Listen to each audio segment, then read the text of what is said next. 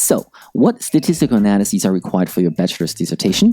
Obviously, different universities and faculties would have different requirements. I did a quick Google search and here is what I found. For example, at the University of Groningen's Faculty of Psychology, they advise for a bachelor's thesis, recommended analyses would include things like chi-square, t-test, regression, or more difficult advanced analyses would include things like factor analysis, multi-level analysis, and even structural equation models. These requirements are in fact rather demanding. Another example that I found through my Google search is a bit less demanding. At the Faculty of Journalism at the University of Florida, they require things like descriptive analyses, ANOVAs, crosstabs, and correlations, which are less complex statistical procedures. If you are watching this video, you are probably a student here at Hotel School Leeuwarden, so let's take a look at what we require. In our undergraduate statistical course, essentially we teach 5 main things: descriptive analysis, t-test, correlation, chi-square, and linear regression. So for your bachelor's dissertation, you are supposed to use a combination of a few of these 5 things. You don't have to do all of them, you should use 2 or 3 of these 5 things, depending on what your research questions or hypotheses are. In this video, I am going to quickly run through these 5 statistical procedures for those of you who are busy with your bachelor's research. Now, before we jump into SPSS, I can imagine some might argue and complain that this video is an oversimplification of statistics. And to that, I'm going to say yes, it is. This video essentially is just a quick general guide, and it is not meant to replace your statistical modules. Okay, so let's go through the 5 things one by one, starting with descriptive measures. In our statistical modules, we talked about the mode, median, mean, range, and standard deviation, but the most frequently used ones are just the mean and the standard deviation, so let's take a look at these two. Let's say we've collected a bunch of data and we want to describe what our sample is like in terms of their age and their power distance orientation. So obviously we should calculate and report the mean and the standard deviation on these variables. So to do so, we go to Analyze, Descriptives, and Descriptives again. We choose age and power distance and run the analysis.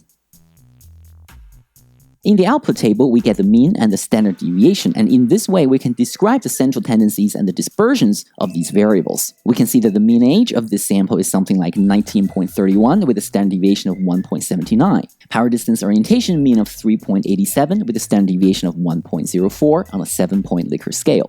So these basic descriptive statistical measures can be used if your research question is a descriptive kind of question. For example, if your research question asks, what is the general level of power distance orientation among employees of this hotel? Because this question is calling for a descriptive kind of answer, we can indeed answer it by using descriptive statistical measures. Alright, now we can move on to t-tests, which compare means between 2 groups. Let's say I am interested in whether or not males and females in this sample differ in their power distance orientation. To find out, we can run an independent samples t-test. In other words, if my research question is asking about potential differences between 2 groups, we can test that with a t-test. To run the analysis, we go to Analyze, Compare Means, and Independent Samples t-test. We choose power distance orientation and compare it between the 2 genders. The gender is coded 0s and 1s. Okay. In the output, we can see that in this sample, males appear to have a slightly greater power distance orientation compared with females. But is this difference significant? Let's take a look at the second table. We see that the F value is significant, which means the variances in the 2 subgroups are not equal, so we take the second t value here, and we can see that this t value is associated with a p value which is greater than 0.05, indicating that the difference here is not significant. So males and females in this sample do not significantly differ in their power distance orientation, and that's about it. Now let me add, in this particular example, we looked at males versus females in their power distance, but for your research, you can compare any 2 groups, business travelers versus leisure travelers, Americans versus Chinese, a control group versus an experimental group, so on and so forth. Alright, up next, correlation. Bivariate correlations identify the relationship between 2 scale variables. So if my research question is asking about the relationship between 2 things, I can answer that particular research question with a correlation analysis. Let's say I want to find out whether student age and part-time job experience are related to each other or not. to perform the analysis, we go to Analyze, Correlate, and Bivariate. I'm going to choose Age and Experience. In the output table, we can see that the Pearson correlation coefficient is 0.28, and it is significant at the 0.01 level. So there is a positive relationship between student age and part-time job experience, which makes sense. The older a student is, the more part-time job experience they have. So that is bivariate correlation, or correlation between two variables.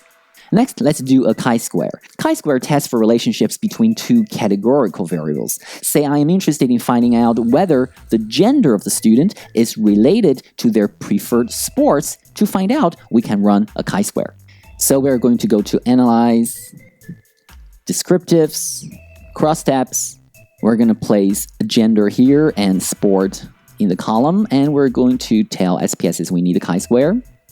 We would also like to have the descriptives. Oh. Okay.